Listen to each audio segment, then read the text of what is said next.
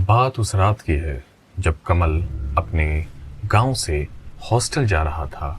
दिल में कुछ सपना पाले और पढ़ाई लिखाई करने। लेकिन रात की अपनी खासियत हुआ करती है, और जब वही रात हम जब कोई रास्ता लेते हैं ये सोच कर कि वो शॉर्टकट है, कई बार इतनी बड़ी हो जाती है, इतना लॉन्ग कट हो जाता है कि जिंदगी भर उस सफ़र की याद, या कहिए कि एक तरह की ऐसी याद जो डराने वाली हो, हमारे दिलो दिमाग पर उसकी एक कहानी छप जाती है।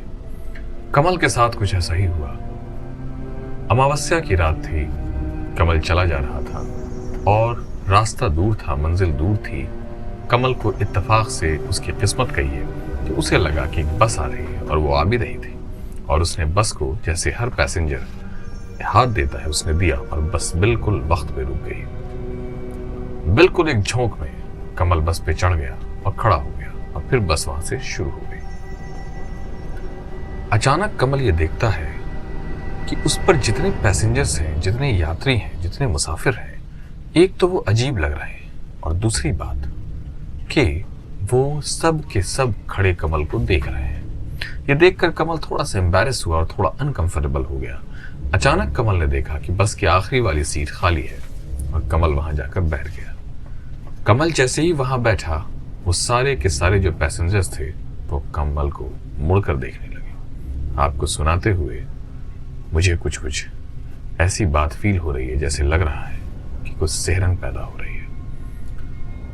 कमल ने ये देखा तो ये कमल को अजीब लगा, और अचानक उसी वक्त कमल ने बस के कंडक्टर को इशारा किया टिकट का। बस कंडक्टर जब कमल की तरफ मुड़ा तो उसकी नजर कुछ ऐसी हो रही थी कि कमल को देखकर उसे डर लगा। तो कमल ने अपने बगल में बैठे एक चुपचाप और एकदम सन्नद्ध आदमी से बोला कि भाई साहब, कंडक्टर को देखकर लग रहा है वो तो मुझे खा जाएगा। ठीक वही नजर उस बगल वाले मुसाफिर की भी कमल पर हो गई, और उसने भी कमल को लगभग वैसे ही देखा। अब कमल पूरी तरह से डर चुका था और सिर्फ एक ही चीज चाहता था कि वो बस से उतर जाए। अचानक कमल ने अपने बैठे हुए जो बगल में मुसाफिर था उससे पूछा कि ये बस कहाँ तक जाती है।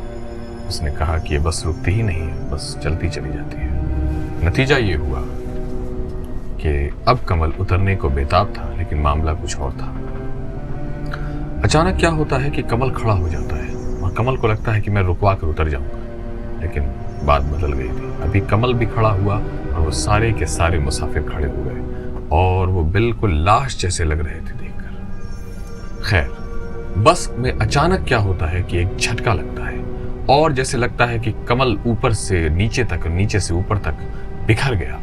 और फिर देखता है कमल कि अचानक वो सब लोग जो खड़े थे वो कमल की तरफ बढ़ने लगते हैं, और उसमें जो बस कंडक्टर था वो अचानक वहां से आगे बढ़ता है, और कमल के सामने आकर वो एक ऐसी शक्ल से, जैसे उसके चेहरे मुंह के अंदर से खून निकल रहा है, और आंखों से जैसे एक अजीब सी गर्मी आ रही है, और वो कमल के सामने आकर चीखता है, चिल्लाता है। अचानक कमल फिर बेहोश हो जाता है, और अचानक एक वक्त कमल की आंखें खुलती हैं, और कमल देखता है कि कमल अपने घर पर है, और सामने उसकी माँ। वो जैसे ही वो आंख खोलता है, कमल की माँ चिल्लाती हैं, कमल के पापा। कमल को होश आ गया है। कमल पूछता है कि मैं कहाँ हूँ। उसके चेहरे पर एक अजीब सा टेंशन, एक अजीब सा डर और तनाव था। उसकी माँ बोलती हैं कि वो तो बस एक्सीडेंट में तुम बच गए, चूंकि एक जानने वाले ने तुमको देख लिया था, उसने यहाँ लाकर रख दिया, और हम लोग बहुत खुश हैं। वरना सोचो, आज 4 दिनों के बाद तुम होश में आए हो। 4 दिनों के बाद वो लगातार बेहोश था।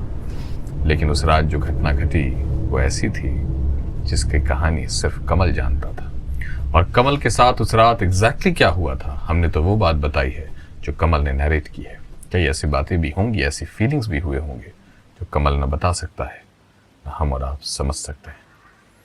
वो जब भी उसके बाद उस रास्ते से गुजरता है, जिंदगी है, सफ़र का रास्ता ही वही है, तो अमावस्या की रात उसको याद आ जाती है, और फिर से उसका दिन रात की तरह हो जाता है। आपको अगर ऐसी और कहानियाँ सुननी है और सुनते रहनी है तो सब्सक्राइब कीजिए पहल भारत को। हम लाते रहेंगे आपके सामने ऐसी कहानियाँ जिस पर आप यकीन करें या ना करें, हम यकीन करें या ना करें, पर ऐसी कहानियाँ होती ज़रूर है।